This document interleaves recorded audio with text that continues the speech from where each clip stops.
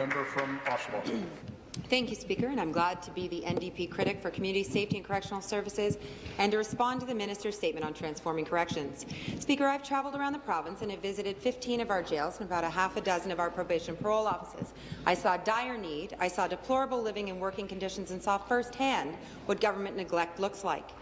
During the years of purposeful neglect and the short-sighted hiring freeze, staffing levels have fallen, workload has increased, and conditions have deteriorated. We need sufficient levels of staff or jails can't run efficiently, effectively, or safely.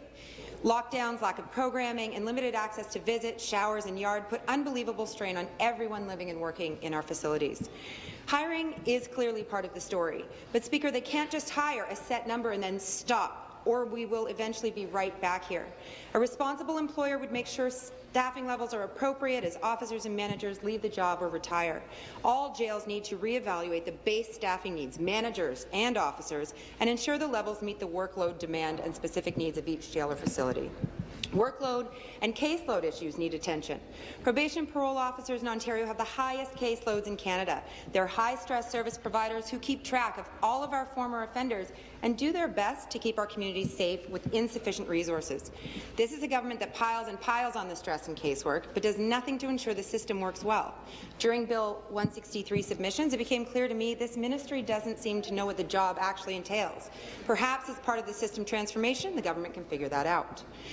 Remember that almost everyone who goes into our provincial jails comes out and tries to reintegrate into our communities. We want that to be successful. We want them not to reoffend.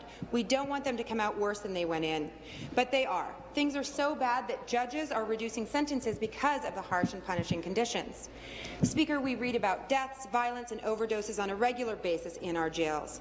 Correctional officers and inmates are suffering the effects of a violent and unsafe environment. At Bill 163 hearings, we learned about the devastating effects of PTSD on our first responders. But don't forget the inmates who live under constant threat of violence and trauma, who then have to successfully reintegrate into our neighbourhoods. This is a terrible situation, but the government can do something about it. For over a year, there has been a body scanner pilot project at Toronto South Detention Centre. Metal detectors don't pick up drugs, lighter flints, or ceramic knives. Our jails are full of weapons and drugs, Speaker.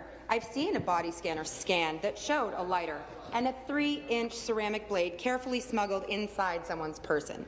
Body scanners are necessary. They would keep weapons and drugs out of our facilities. The minister has my letter asking for timelines and formal commitment on body scanners and metal detectors in PNP offices. I'm looking forward to their reply. Officers need the appropriate tools to keep up with the threat. So, Minister, is safety going to be part of this transformation?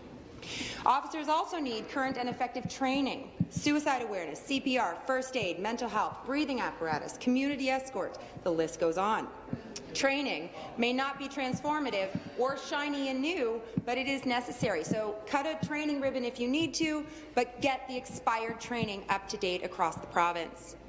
Speaker, our jails are not silos. They are part of our society and social systems. When this government eviscerates our healthcare system and shuts down psychiatric beds in our communities, like another 25 beds in North Bay, those who struggle the most with mental health are the most vulnerable, and they often find themselves on our streets and then more often than not in our justice and correctional systems. Jails are not appropriate places for our mentally ill community members. They're unsafe, and they deserve appropriate care in our communities so that they don't end up warehoused or segregated in our jails.